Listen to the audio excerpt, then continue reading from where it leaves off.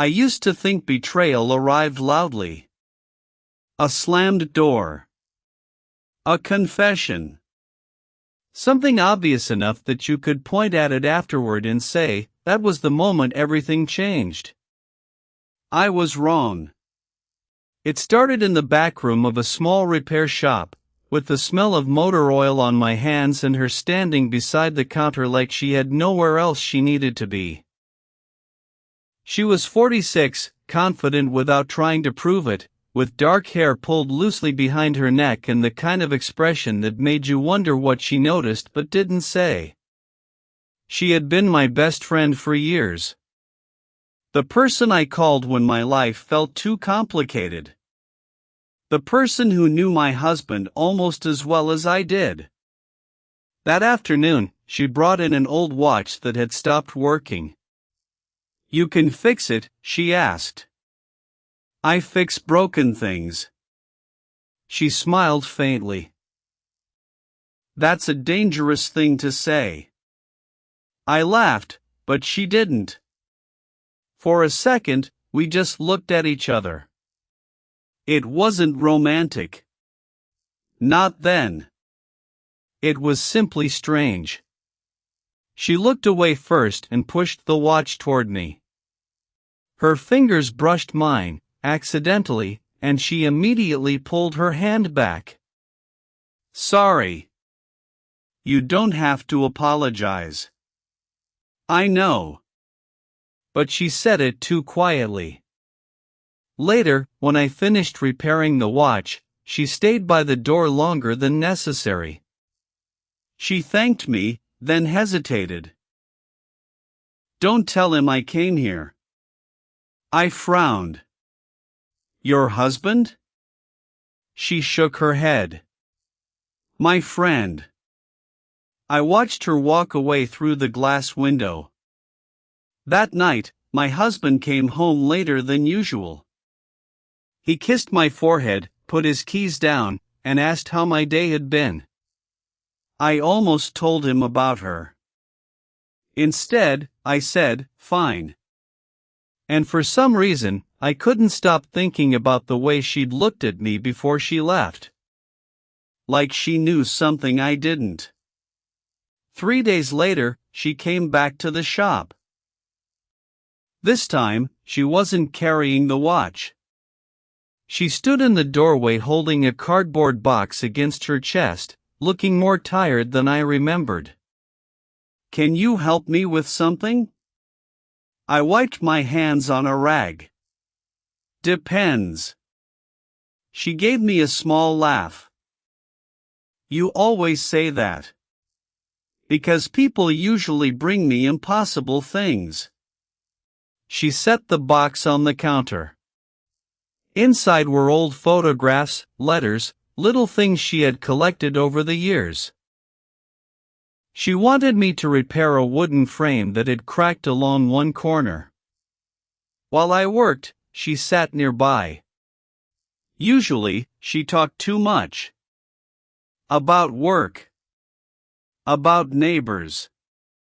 About stupid things my husband had said that made us both laugh. That afternoon, she barely spoke. I noticed her hands first. She kept rubbing her thumb against the edge of her wedding ring. Over and over. "You okay?" I asked. "Of course." She answered too quickly. I looked back at the frame. Didn't sound like it. She smiled, but there wasn't much behind it. "You've become very observant." Occupational hazard. "No." She lowered her eyes. "You've always noticed things." That stopped me. For a few seconds, the shop seemed unusually quiet. The refrigerator hummed in the corner. A car passed outside. She kept staring at the photographs. Then one slipped from the box. I picked it up. It showed her years younger, standing beside my husband at some party I'd never seen. She reached for it quickly. "Don't!" Her voice was so soft that I froze. She took the photograph from my hand and pressed it against the rest. "I'm sorry." "For what?" She looked at me. Her eyes were tired. "I don't know anymore." Neither of us spoke. When she finally stood to leave, she paused beside me. Her shoulder nearly touched mine. "Some things," she whispered, "are better left where they started." Then she walked out. I watched the door close behind her. And for the first time, I wondered what exactly she was trying to keep from me. She called me just after closing. "Are you still at the shop?" I looked at the clock. 9:47. "Yeah. I need a favor." 20 minutes later, she arrived carrying a folder of documents. Rain had started outside, tapping against the windows while she stood there with damp hair and a coat darkened at the shoulders. "My car won't start." I grabbed my keys. "You could have called roadside assistance." "I know." She didn't move. I looked at her. "What aren't you telling me?" Her mouth opened, then closed. "Nothing." That answer had become familiar. I checked her car, found a loose connection, and fixed it while she waited under the shop awning. When I came back inside, she was sitting on the workbench, staring at her phone. A message had appeared. She turned the screen over immediately. "Everything okay?" She nodded. Then, almost too quietly, she said, "Your husband knows." I stopped. "Knows what?" She looked toward the rain. "About us." My stomach tightened. "There is no us." "I know." She said it so quickly that neither of us spoke afterward. Her phone rang. She glanced at the screen and went pale. "I have to go." "Who is it?" She stepped closer instead of answering. For once, she didn't look confident. "I should have told you sooner." "Told me what?" She reached toward my hand. Her fingers stopped just above mine. Then the phone rang again. She pulled away. "I can't." She walked into the rain before I could stop her. I stood there watching her disappear through the windshield of her car. My hand was still resting where hers had almost touched it. And somehow, that unfinished movement felt more dangerous than a kiss. The next morning, she was waiting outside the shop. No umbrella. No explanation. Just standing there with both hands wrapped around a paper coffee cup that had probably gone cold. "You didn't call," I said. "I know. You said your husband knew about us." She looked down. "I shouldn't have said that." "Then tell me what you meant." She took a breath. "I meant he knows you've been helping me." That wasn't what she'd said last night. We both knew it. She stepped inside when the rain began again. For several minutes, neither of us spoke. I worked on a customer's engine. She sat in the corner. The silence became so uncomfortable that I finally put down my wrench. "What are we doing?" Her eyes lifted. "I don't know." That's not an answer. It's the only honest one I have. She stared at the floor. I came here because I needed someone who wouldn't ask me to pretend everything was fine. You could have gone anywhere. I know. Then why here? Her fingers tightened around the coffee cup until the lid bent. Because you look at me like I'm still a person. I couldn't answer. She laughed once, quietly, but there was nothing funny in it. That's pathetic, isn't it? No. You don't even know what you're saying no to. She looked at me then. Really looked. There was no confidence left in her face. Only exhaustion. I've spent so long being somebody's wife, somebody's friend, somebody's reliable person. She stopped. I don't remember what I'm supposed to be when nobody needs anything from me. I swallowed. You don't have to figure that out with me. I know. She stood. For 1 second, she came close enough that I could feel the warmth of her beside me. Neither of us moved. Then she whispered, "That's what scares me." I watched her walk away.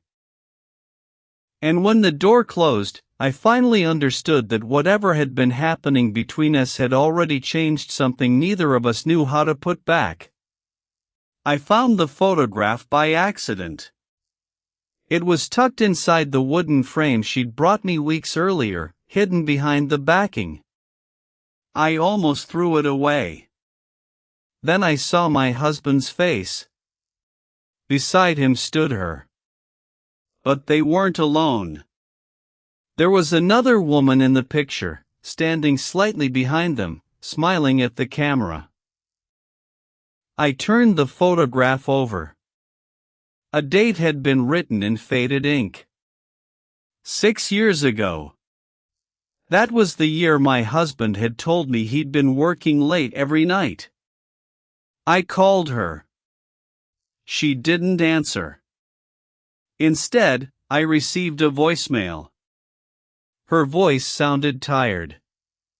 "If you found the photograph, then I suppose I can't keep avoiding this." I sat down.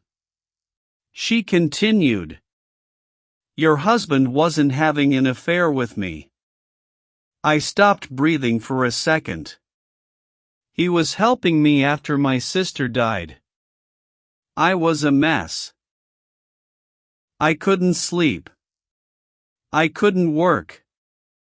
He kept showing up because he promised her he'd look after me. The message ended. Then another arrived. This one was shorter. He also asked me never to tell you. I stared at the screen until the words blurred. When she finally came to the shop that evening, neither of us knew where to begin. "You should have told me," I said. "You should have told me," I said. "I know. You let me think." "I know." She looked down at her hands. I was ashamed. Of what? Her eyes lifted. Of how much I depended on him. Something inside me loosened, then tightened again.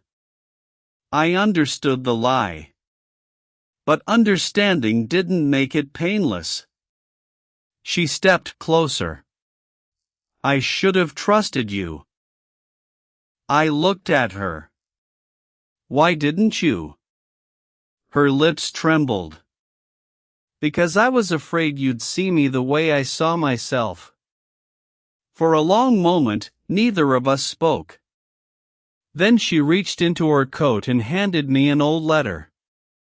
It was addressed to her.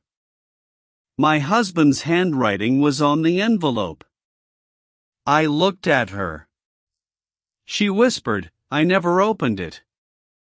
And somehow, that tiny unopened letter felt like the first honest thing either of us had shared. I didn't open the letter. Not that night. I gave it back to her and told her I needed time. She nodded like she'd expected that.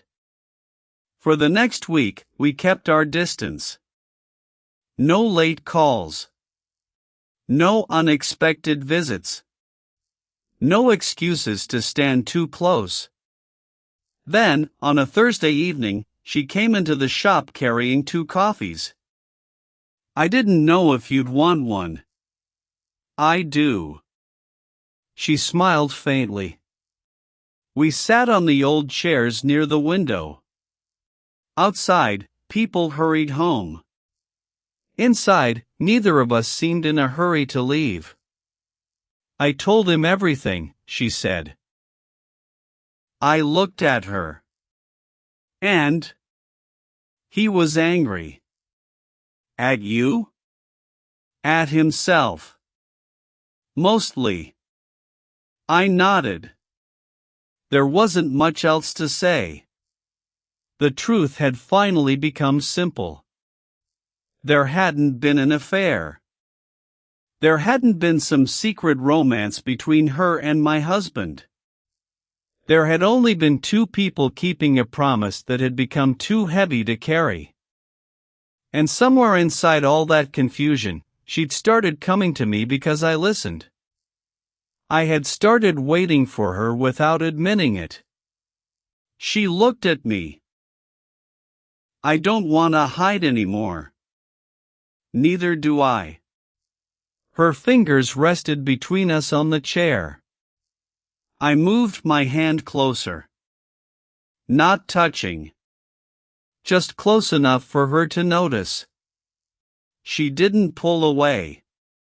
After a moment, her little finger touched mine. Neither of us reacted. Then her hand slowly turned, palm upward.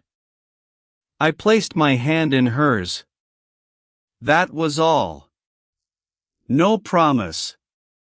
No dramatic confession. Just warmth. She leaned her forehead lightly against my shoulder. I stayed still. For once, neither of us needed to explain what was happening. When she finally whispered, "This feels dangerous," I looked down at our hands. Maybe. She smiled against my shoulder.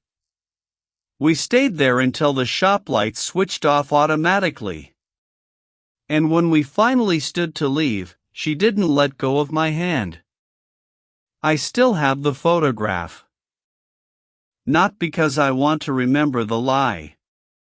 Because I want to remember how wrong I was about what betrayal was supposed to look like. For a long time, I thought love had to arrive cleanly. No confusion. No secrets. No history standing between 2 people. Life taught me otherwise. She and I didn't suddenly become a perfect couple. We argued. Sometimes she needed space when I wanted answers. Sometimes I went quiet when she needed reassurance. There were evenings when the past sat between us at the dinner table without either of us mentioning it. Without either of us mentioning it. But we stopped pretending. That changed everything. She stopped carrying every problem alone. I stopped trying to fix everything for her. And slowly, almost embarrassingly, we learned how to simply be together. Sometimes she'll catch me looking at her and ask, "What?" I'll shake my head. Nothing. She never believes me. She smiles anyway. I think that's what love became for us, not some dramatic moment that erased everything that came before. It was choosing to stay after the uncomfortable conversations. Choosing honesty when lying would have been easier. Choosing each other when neither of us felt particularly brave. One evening, months later, we sat on the same old chairs in the repair shop after closing. Her hand found mine without looking. I squeezed it. She leaned against my shoulder. Nothing needed fixing. That was the part one never expected. I used to think broken things needed someone to repair them. Now I understand that sometimes they just need someone willing to sit beside them while they heal. And somehow, after everything we almost lost, she became the person I came home to. If this story made you feel something, let me know in the comments. Would you want more stories like this?